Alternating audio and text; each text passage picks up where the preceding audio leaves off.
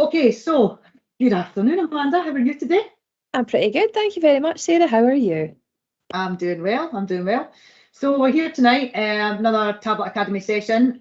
Yesterday there was a session on Sway, and tonight we are going to be doing a session looking at Microsoft Forms, and we're going to be doing forms and quizzes because Microsoft Forms gives the two offering there. We're going to be looking at the difference between the two of them. I'm kind of working off two devices here, so I'm looking at one and I'm looking at another one, so apologies if you see the side of my head or the front of my head, depends on which way we're looking for this one. Slightly different setup than we have had before. But yeah, as I said, we're going to be looking at forms and quizzes tonight. So big user, Amanda, of forms and quizzes? Yeah, forms pretty much every day, every week, forms. Yeah, more forms nowadays. Now I'm on a secondment rather than quizzes. More quizzes when I was in class. So we'll talk about the differences during this session.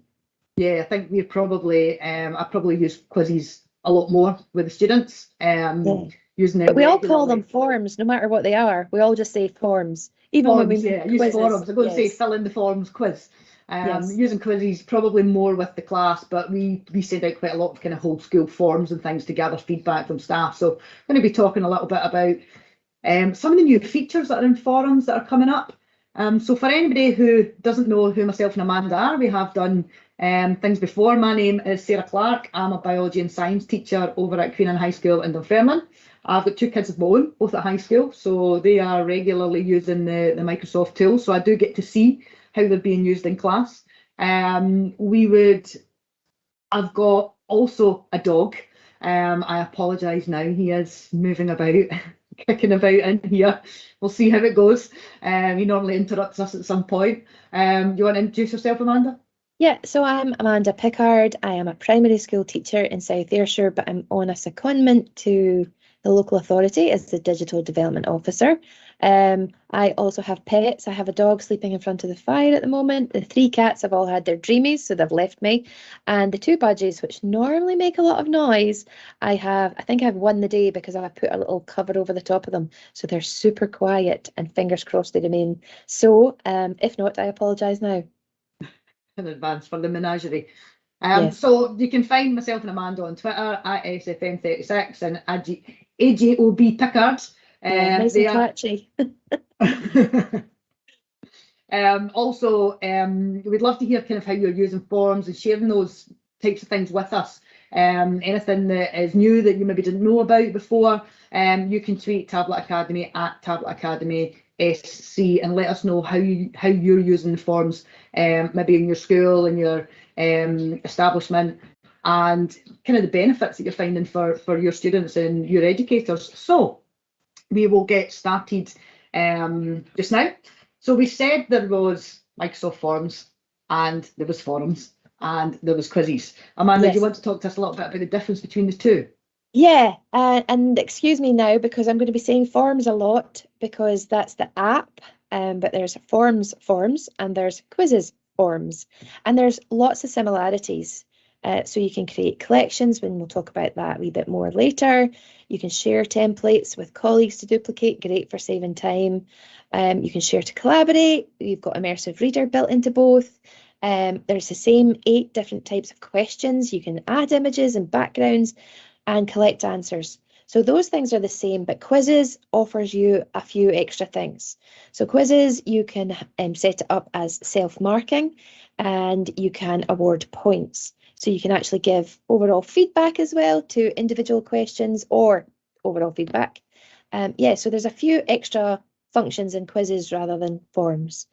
And the next slide, I just kind of put together a few ideas of when you might use forms and when you might use quizzes. But Sarah and I both talk about forms as in both forms and quizzes, so it can be a bit confusing. So for forms, things that I use it for: collecting feedback, carrying out surveys, accepting sign-ups, peer collaboration. In my secondment, I've got a form where teachers can actually rent out robots and different digital kit from the digital lending library. And I also have another form where it's an agreement to look after that kit. Quizzes, I would use more with pupils and students and about assessments, providing feedback, quizzes, scores, things like that. But I do have a top tip, and this took me a while, because when you create a form and a quiz, they both kind of look the same unless you've added in points and you've added in feedback. But you can't tell easily, quickly, when you go to the Forms app, which ones are forms and which ones are quizzes. So I type in forms with a little semicolon, then the title of the form, and then or quiz and a colon and the title of the quiz, just so I can easily and quickly tell the difference. But I suppose there's other ways of differentiating that with backgrounds and collections and things like that. And we'll talk about that a wee bit more in more detail as we go through this session. Yeah, you know, with my classes, it's mainly quizzes that we're doing. I'm doing it to assess learning and check their understanding, and they can, you know, check their own understanding. As a teacher, we're putting them out to whole school for getting feedback, and I also have one. The teachers in my school can book me for a session about digital learning. They fill in a form to book me. I get the email through that says somebody has filled in a form. And I know as a parent as well, my children's school, they often send us out forums for permission for trips. My son's part of the football team, so we've had a form there to say, do you give them permission to be part of the football team for the year, trips that they're going on, if Morgan's taking part in choir stuff, anything like that, they send forms out. And as a parent, it's super simple. I get the email through, it's got the link to the form, I fill it in, it's great on a mobile phone, and it goes straight back to them, and then they're getting all that data there, and I know that, you know, I've filled it in, and I'm not looking for bits of paper or trying to scroll through or replying to emails and things. Just fill it in straight away. So it is really, really simple. Oh, lockers as well, the permission to use the lockers, I got that through as a form. So from a parental point of view as well, it makes life so much easier for it. So we're going to dive in and we're going to have a look at making a form. I think most people are probably familiar with how to make a form and how to create it, but you might not be familiar with all the question types. We're going to look a little bit about backgrounds, and, you know, I've found the benefits of that for organising my forms, and then how you would go on and sharing it. So if we go into forms, I'm doing this in the Global tenancy. So when I click on forums down the side here, this is what it does. It gives me all my forms that are there, and I can see the responses, and you can see like lots of them have been used in the last 24 hours. Got them all down here. What I tend to do, it's interesting because I have mine set up as in the icons rather than the list. So when I first click on it, I don't see that list like that. Yeah. Yeah, you have it in tiles. Like that. Yeah. Yes, that's how I have it. I have them in lists when I first come into it. And then scroll down and we've got all my forums. And then these are all forums that are linked to my class teams. So if I create a forum and it's set at a quiz forum and it's sitting in forms, as soon as I attach that to an assignment in Teams, that then is part of my team, and I can go in and I can look at, you know, how many forms have I got there, and I can look at the submissions that the students have given. So I don't necessarily need to go into Teams for it. What I can do is I can just go into forums and it gives me all the data there as well. So it's just, if people are wondering where they sit, that's where they're sitting. They're sitting in the groups if you've set them. So I go in to all my forms first of all, and this is probably what you're familiar with. Got them all here. One of the things that we've got is collections. This was a huge feature that was asked for. People were saying, please give us folders for our forums.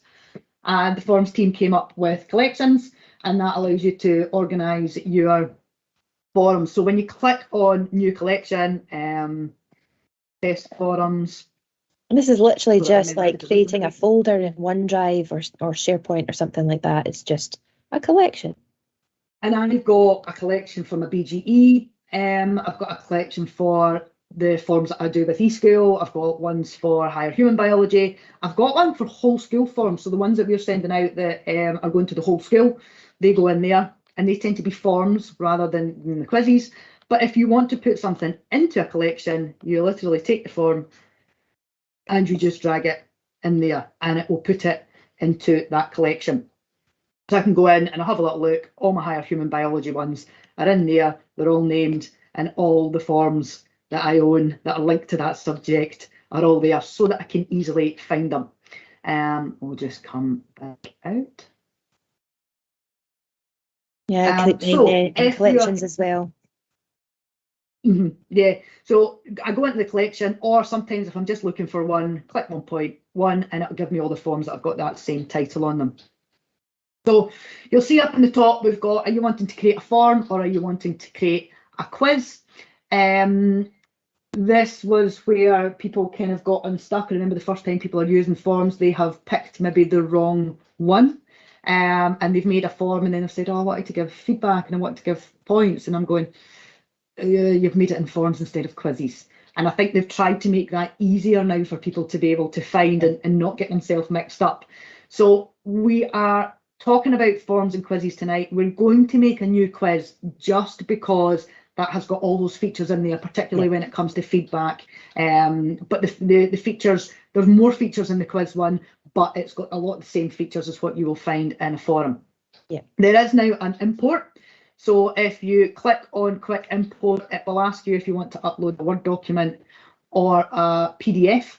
I have used this for past paper questions or past papers in Higher Human Biology and National 5 have multiple choice. So I can upload the PDF past papers straight into forms.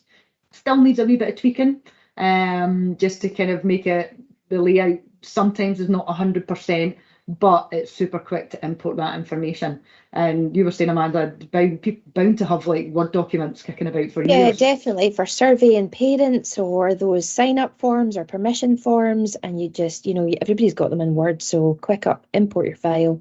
So much easier than trying to do something from scratch, even with the kind of tweaking the questions and the formatting.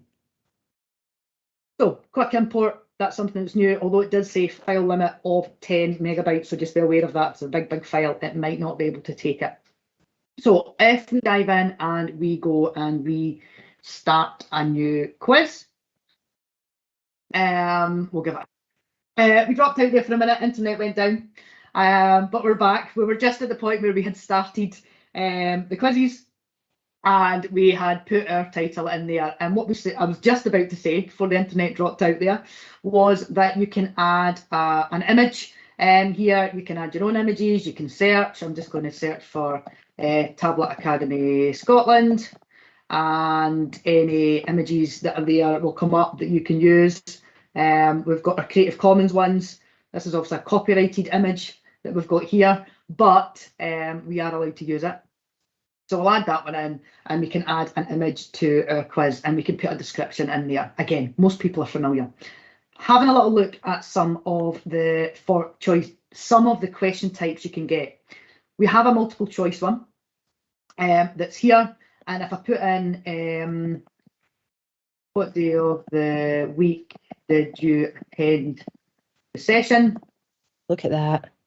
Happy days. A little bit of AI cutting it down. I can add all of them, and it puts them all in. And if this was a quiz, because it is a quiz that we're making, you can set what the correct answer is. You can add a point there if they can get the correct answer, and you can, if you want, actually go in and give feedback if they've got it correct, or individual feedback there if they've chose that and say, there was no session this day, there was no session this day. So you can make it that there's multiple answers, so maybe 2 of the days are the answer, and then I can click required. That means that they have to fill it in. Again, you can also add an image. So we found this has been really helpful when we've been doing past paper questions. If it's maybe got an image for the question, a diagram that they have to look at, you just take a screenshot first, save it, and then you can insert that in. So that's our multiple choice one. I would put in a wee video if it was for the little ones that were doing a quiz at school, just so they could review what we had been learning. If it was about time or something like that, they could watch the video and then answer the question. Yep, so you can put in a video from YouTube or something there, or from your own stream. And it's quite good that you can, I did this before with one we were doing on PCR. They had to watch the video, then answer the questions from the video. So you can just add in the link to the video there. Let's come out of that. Right, so our next question type, we'll go into add new. We've got text questions here. So what colour is the sun? Easy, simple one for you, Amanda. So we don't want it as a multiple choice, but what we can have is we can have this that it is self-marking or not. So if it's a long answer, you're not going to have that's going to be marked. It needs to be reviewed by you as the teacher. Yeah. But if you make it a short answer, you can actually add if it's just one word. So yellow. I can add other options. So maybe if it's with younger students and their spelling might not be so good, yellow. Okay. Yellow. Some of them would say orange. They might say orange. Yeah. Or gold. So you can or red. Lots of answers in there, and the form will be looking for that particular word in it to award the points. But you can always go back and you can review them yourself anyway, and you can change. So if it says no points, then you read it and you go, yeah, that's fine. You can still award the points. Because you can never come up with all the answers, can you? It doesn't matter how many you think of. No. The rating one is great, and this is probably one that you would use in forums.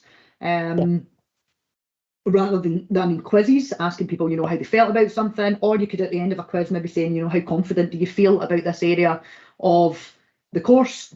And you can have smiley faces, you can have thumbs up. I like the thumbs up one, and you can go, up to 10, I think it is actually. It'll go up to, so you could have them there. I always choose an odd number, so they can't hedge their bets. It's either going to be more this or less this. There we go, make it 9. Yep.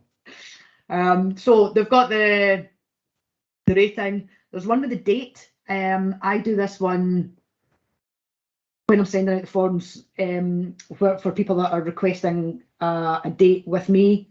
Requesting a date, I put in a form for a date. That sounded wrong. For members of staff who want a digital session with me, this is what's on that forum, and they just pick a date for it. So just to let you see what that looks like for them, if we go into preview, you can see the date one there, input the date, you just click that little calendar and you can pick whatever date it is. So it saves people typing out the date and that kind of thing. It's much easier to filter, I think, at the end when you get all your responses in. There is also some other ones in the drop-down menu. We have got ranking, where for me this is good because we have to put them in order. So we'll give a set of maybe 5 or 6 statements there, and we will ask students to put them in order. We also have the Likert, which, if you haven't seen this before, Amanda, you explained this better than I did the last time. Well, it's just a kind of statement, and then your options, you change all the headings, options, so strongly disagree, neither agree nor disagree, agree, and strongly agree.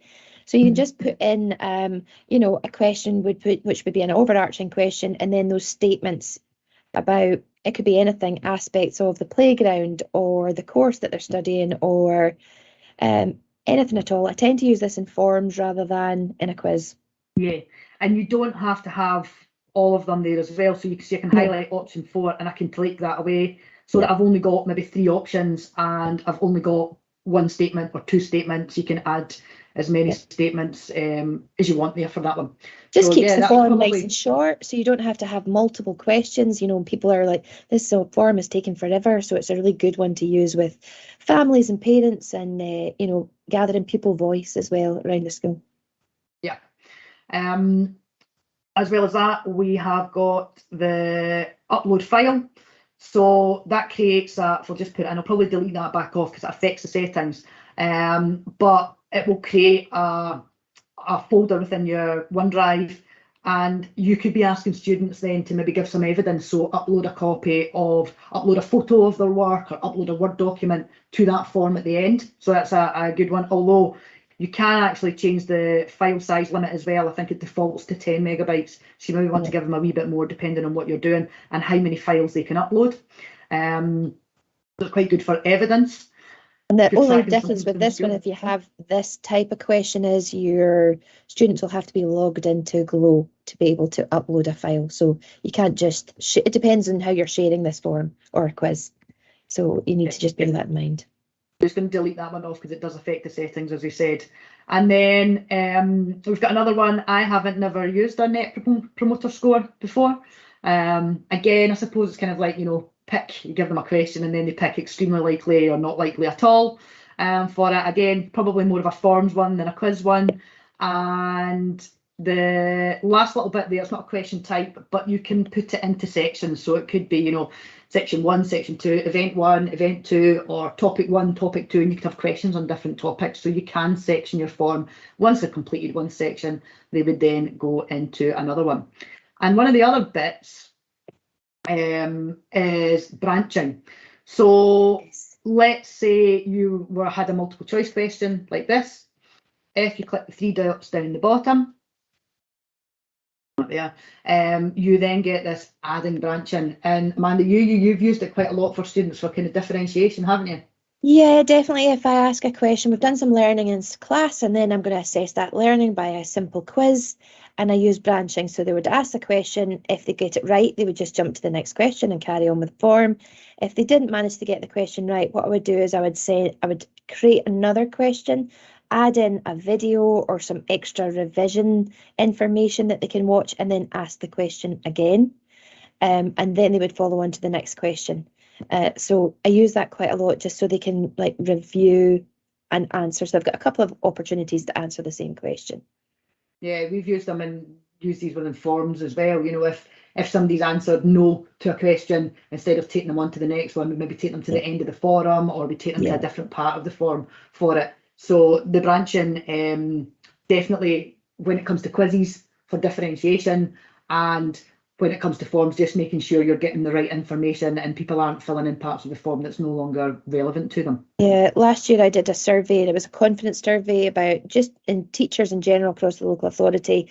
Have you used this app in Office 365? And if they said yes, then it would rate your confidence. If they said no, you would just jump over that rate your confidence question. So the actual form is shorter. Mm-hmm. And one of the other things in the 3 dot, always say, if you've got a 3 dots, if you've got an ellipsis, go on and have a little look at it, because you've also got the maths option in there. So if you've got maths teachers, you've got your question in there, you then put in your equation and it gives you all these symbols that are related to maths.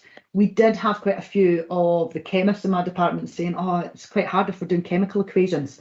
It doesn't give us an option to do chemical equations like that. I said no. So what they did was they wrote out the chemical equation, or, you know, and then took a picture of it, or did it on Word and took a screenshot of it, and then uploaded that as an image. So they were then able to ask the question, and then they had the image of what the chemical equation was underneath it. So it just made it a little bit easier for them to do. So those are all the different question types. I love that shuffle option as well. Sarah, do you use that shuffle option in quizzes? Do you know what? I haven't. And do you know why I haven't? Because I kind of forgot it was there. I love the shuffle option, especially if you're assessing everybody in your class is doing the same quiz at the same time. If I just click that shuffle option, then they can't be having a wee sneaky peek, or because question 1 is different for everybody. I love the shuffle option. Mm-hmm. Yeah, I haven't done this. I should, because I use them all the time, and it's one of those things that I kind of forget. Is the shuffle option though? Is that not within the settings? Total options. So I think for the multiple choice, it shuffles the answers. Yes. And you can also shuffle the questions. So yeah, so if it's multiple choice, the first option would be different for everybody. And then you can shuffle the questions in the settings as well. So you can shuffle the order of the actual questions. Yeah, so there's two different shuffles. Shuffling the options that you've got, A, B, C, D, Yep. or shuffling so rather than Exactly. just saying the answer's D, Exactly. their D is going to be different from somebody else's D. Well, that's a good idea. Didn't realise that one. Sneaky. So if we go into the couple of other options, one of them is we've got within the settings that's here. So we'll talk about collecting responses in a little minute, but when you go into the settings, this is where you've got options, particularly for your quiz or your form and what you want. So you can have a little look in terms of responses. You can put in, oh, disappeared. You have got there the option to have a start date and an end date. Keeps disappearing every time I click on it. So we've got a start date and we've got an end date. New thing, new feature, and again, this was a big request, was setting a time duration. So if you click set a time duration, you can see how long you want the quiz to last for. I'm just going to make this one a 10-minute quiz. I'm going to do what Amanda says. I'm going to shuffle the questions. Oh, just because of the question type, it won't allow me to shuffle the questions because it's not just multiple choice. I'm going to show. Damn, it clicks. I need to get a new mouse.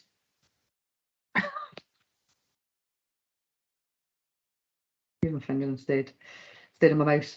I'm going to show the progress bar on it, and customizing the thank you message is actually a nice one as well. So you maybe say, well done for completing the test. You can now relax. Or if it's a forum, you might want to say thanks for your feedback, any further questions, and you could put your email address in there for people to do as well. So the last bit at the bottom was email notifications. Yeah, I use that a lot. That's set as off.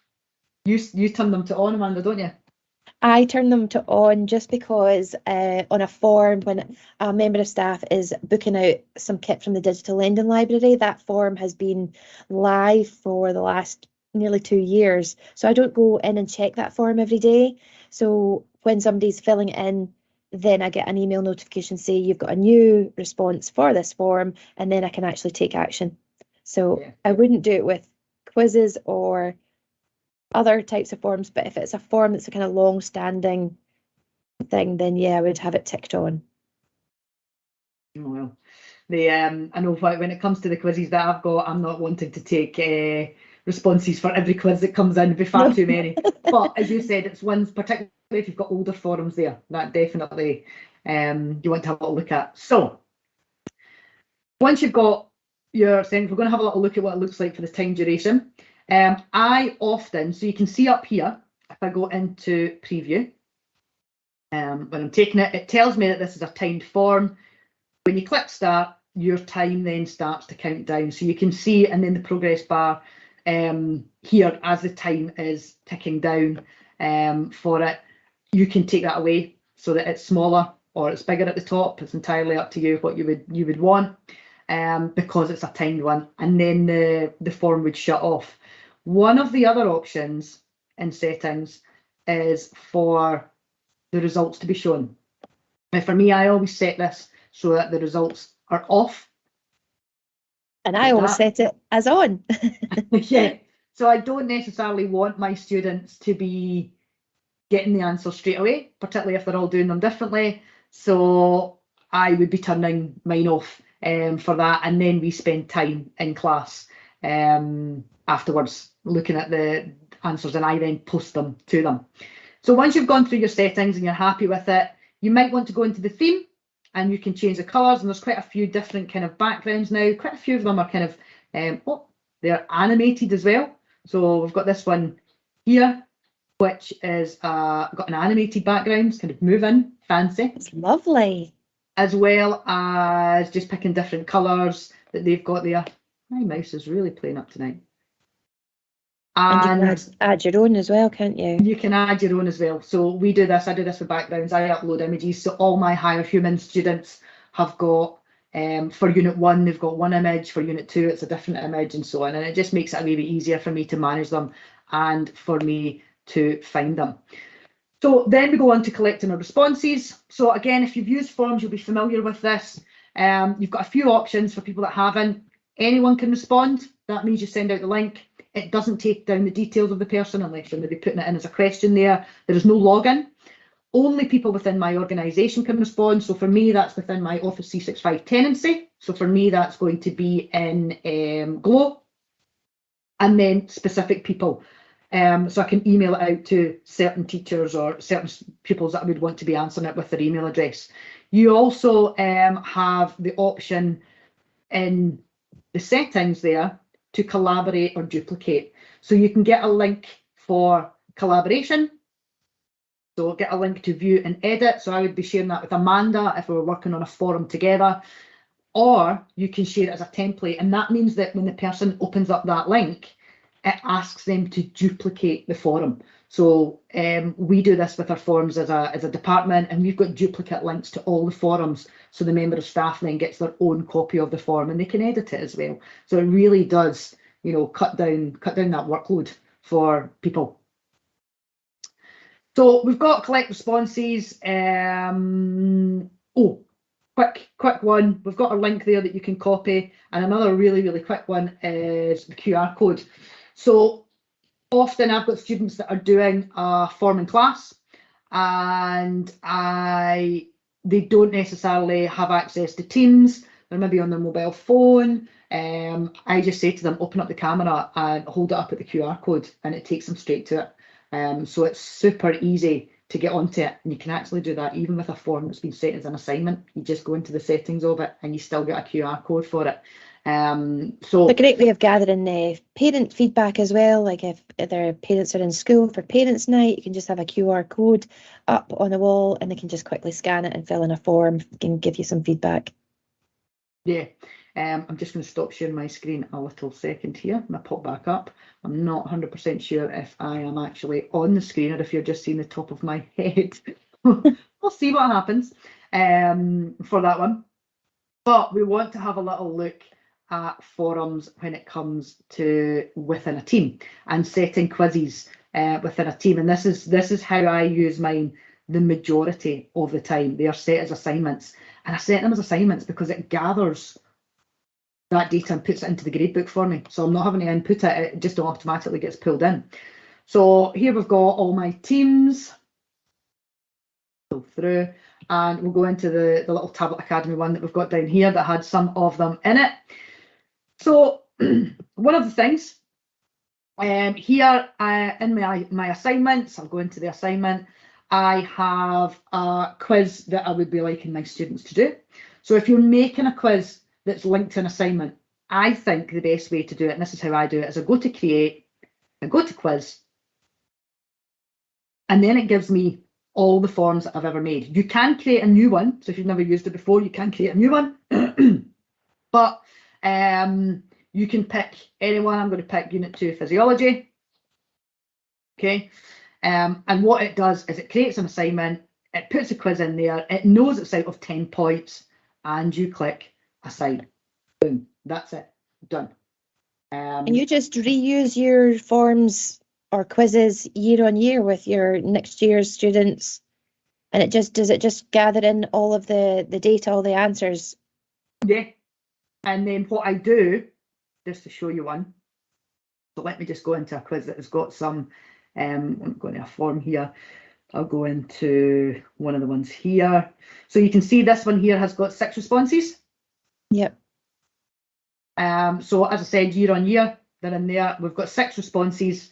Can't see anybody's names or anything just now. I can review the answers. I can post the scores to them.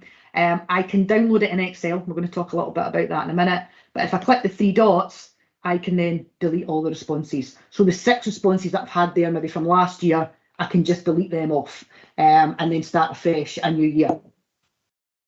Saying that, if it's part of a team and it's a team's assignment like this one, then it becomes a quiz within that team. So it doesn't have, it's not that quiz anymore. It's now kind of part of that team, if you know what I mean. Right. So if I go in and have a little look, I can see distribution of organisms there. One of them was filled in. I can see that Roz has done it. It's telling me that she got 3 out of 8. She didn't do particularly well. I can give her feedback. What I do, because there's usually more than one student there, I go into the summary results, and then it takes me out of Teams and it takes me to my forums. And again, I can then go on and I can review the answer that has been sent, and you can see. So you can see here, she's got this one wrong. And if I had made a mistake, I can actually go in there and I can give her an extra mark. So that can change for the student. I can give her some feedback on the whole thing. I can give her feedback on an individual question there.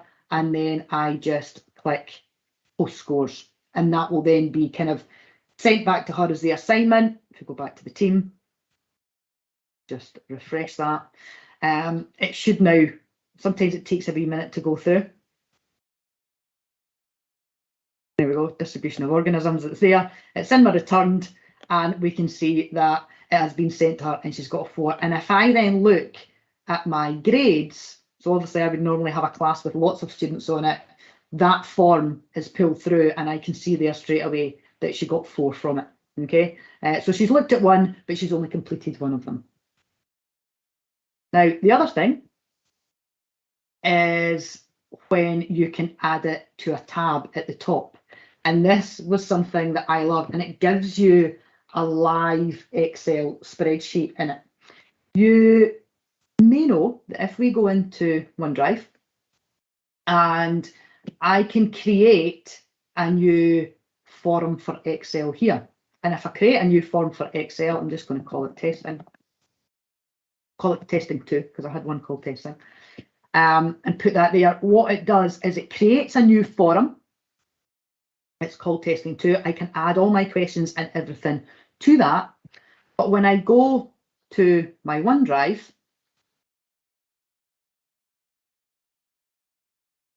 I'm going to have to scroll all the way down to testing, just because if I search, I'll get all of them. Testing 2. There we go. Created a few seconds ago.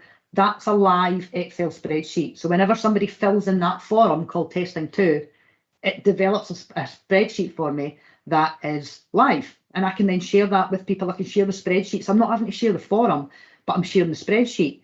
In Teams, if I do that, so when I click up here and I want to add a forum here, it asks me, do I want to create a new forum? Do I want to use an existing form? So a new one, testing 2.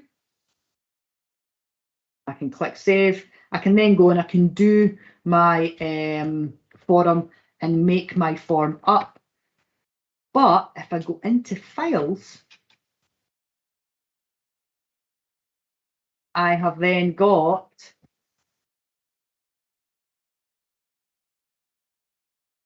just taking a wee bit of time to come through. The meeting attendance one that I did, it's already brought that one through.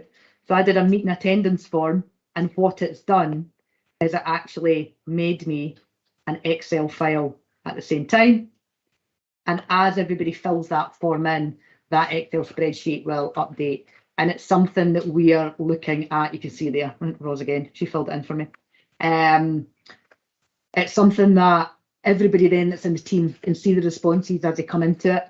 Everybody can, check. I think it's quite good for looking for if you're trying to book out resources, if you're wanting people maybe to fill in what they would like in discussed in a meeting beforehand, they can fill that in and you can see all those things, and they come through live. And we use that for our science supervision at lunchtime, our detentions. So the teacher fills in a forum and that goes into the spreadsheet, and the member of staff that's covering for that lunchtime can go in and see exactly, because it's got the completion time, you can see when it was completed, you can see it's new, and because they select a date that the student's going to appear as well, you can see, oh, that's a new one, that's just appeared since last week.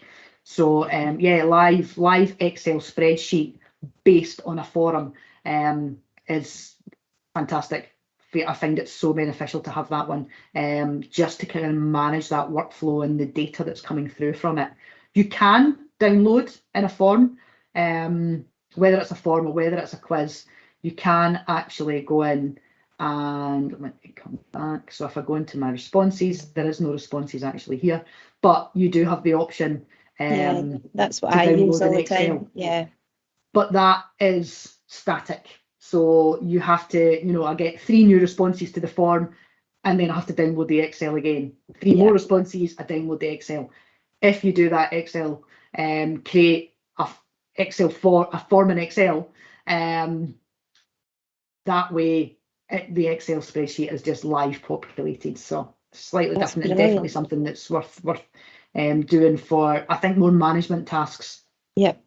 I haven't used it before. I honestly haven't used it before, but I can see how that would be really useful, and it would be good if anybody out there is using them or starting to use them. Let us know what you're using it for. Yeah, we kind of, it'd be good to see if anybody, as you said, is using that feature of live forms. How are you using forms within your school? We would love to hear how people are using their forums. You can see there that idea of the backgrounds that I was using. There's on my Unit 1 ones. There's my Unit 3 ones. There's my Unit 2. So they're the background images that I've uploaded to those forums, just to help me find them a little bit easier as well.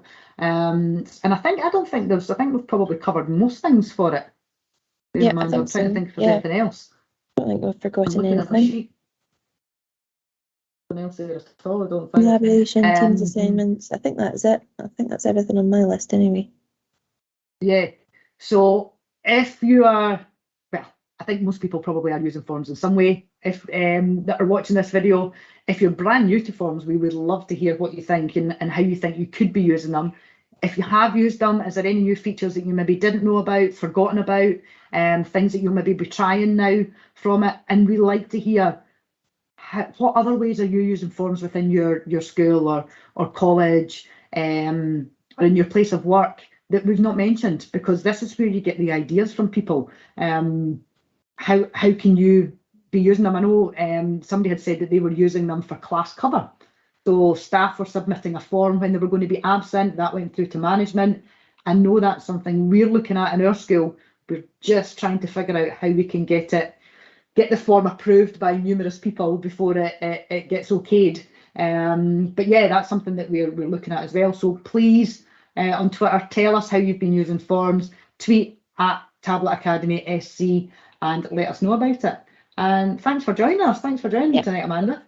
Thank you very much. That was super interesting. I really must try forms for Excel. Definitely see the benefits of that. So it's one I'm going to go away and have a play with and I think about. So I don't have to download that Excel spreadsheet over and over again, which I do all the time. Good stuff. So I'm sure we'll be back in another one talking about something else. As we said, Absolutely. all these videos are on the Tablet Academy Scotland YouTube, so you can watch them back at any time. You can maybe scroll past a bit if you're familiar with forms at the beginning and then look at the examples of them, of how they're being used. I apologise if you've only been able to see my forehead. I'm not entirely sure if you can see me in the video today. And take care and we'll see you soon. See you soon. Thanks, everybody. Bye.